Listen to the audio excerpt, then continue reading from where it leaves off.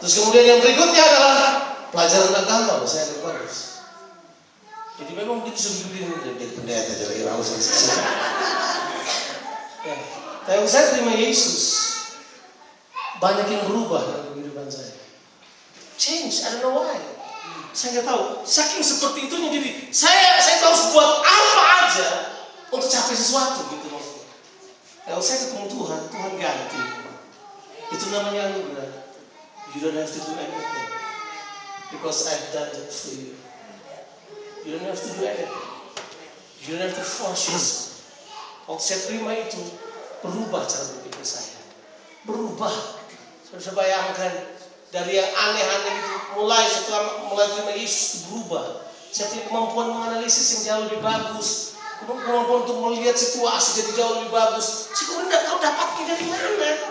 Begitu, kemudian mulai sadar sendiri. Belajar kok tiba-tiba mulai ada beberapa hal yang terjadi begitu aja. Tanpa saya belajar lebih banyak, tanpa bersikeras untuk tahu. Saya pikir itu namanya anugerah, tidak ada yang lain dia itu namanya.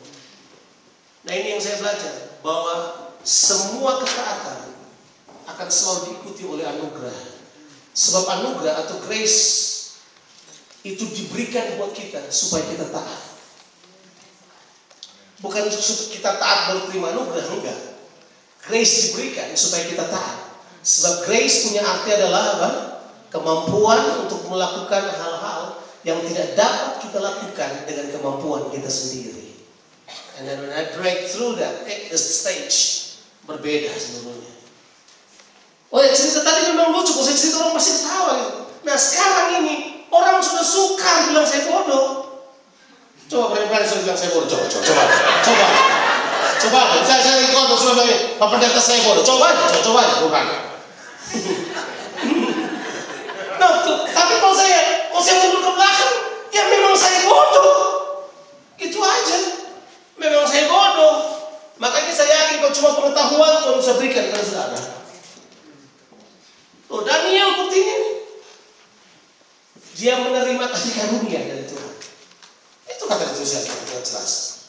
Nah, dalam proses ini kita bakal hadapi loh untuk menderita. You know what?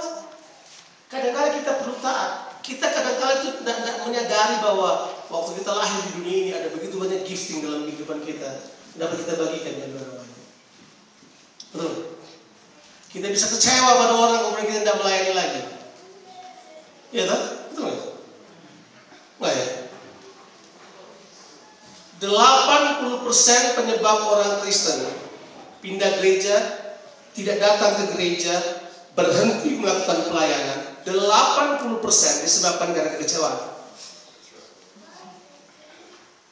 Mereka kecewa sebab mereka pikir begini, saya sudah mentaati Tuhan, mengapa saya menderita?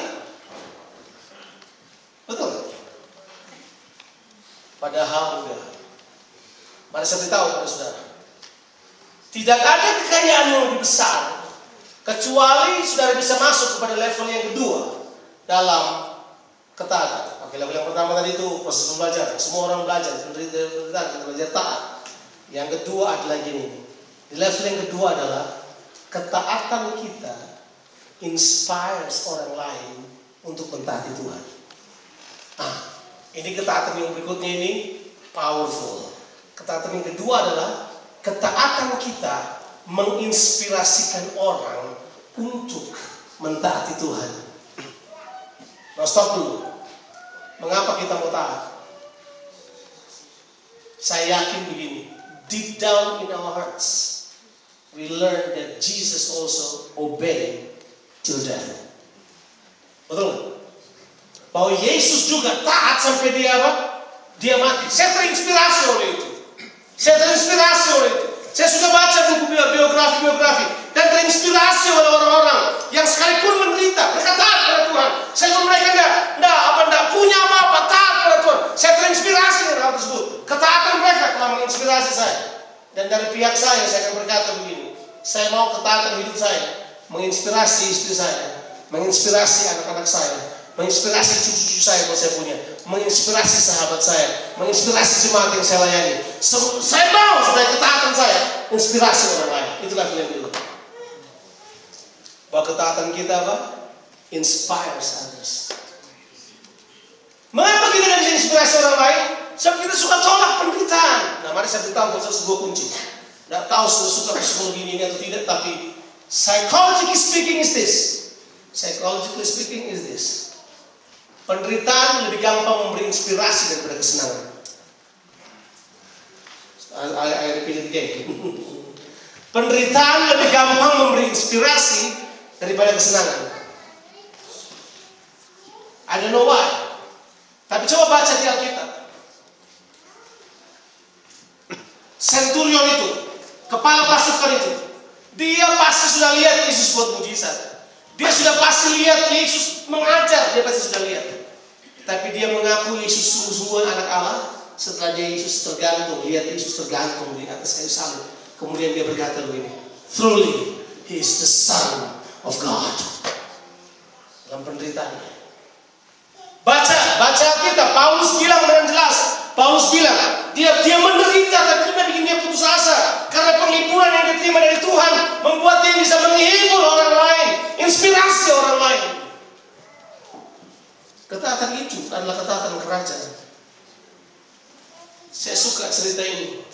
Paulus ketemu Agripa raja wilayah maksudnya. Agripa berdiri di depan Paulus berdiri di depan Agripa. Paulus sudah beberapa tahun dalam penjara, tidak pernah lihat matahari. Kulitnya mungkin sudah pucat, mungkin keriput, mungkin pucat, tidak pernah kena matahari. Mungkin dia dalam keadaan yang kurus, kering kerontang, barangkali bertatapan sama Agripa. Sudah pikir waktu ketemu sama Agripa, Paulus bilang apa? Sudah pikir Paulus berkata gini, seandainya aku seperti Agripa, bisa makan ayam, makan anggur, hidup kayak Kaisar Nero, enak banget. Dia ngomong gitu? No, dia berkata begini, aku mau supaya engkau menjadi seperti aku, kecuali belenggu-belenggu ini. This man knows bahwa penderitaan hidupnya bisa inspirasi orang lain. Saudara, saya belajar satu hal. Kalau saudara tidak berani berbagi, saudara tidak akan pernah tahan dalam penderitaan. Because this universe, tahu saudara, ini penting saudara mesti tahu. Dasar dunia ini, the foundations of this world is the Lamb of God that was slain. Saya ulangi lagi. Foundations of this universe is the Lamb of God that was slain. Dalam kitab Revelation, dalam kitab Wahyu, pasal yang ke-13 ayat yang 9 atau 10 dibilang begini, the Lamb of God that was slain from the foundations of the world. Jadi dunia ini dibangun oleh anak domba yang tersembelih. Makanya kehidupan yang berbagi, kehidupan yang sharing, kehidupan yang siap menderita adalah kehidupan yang bisa inspirasi seluruh dunia. Halo. Apa ketaatan kita?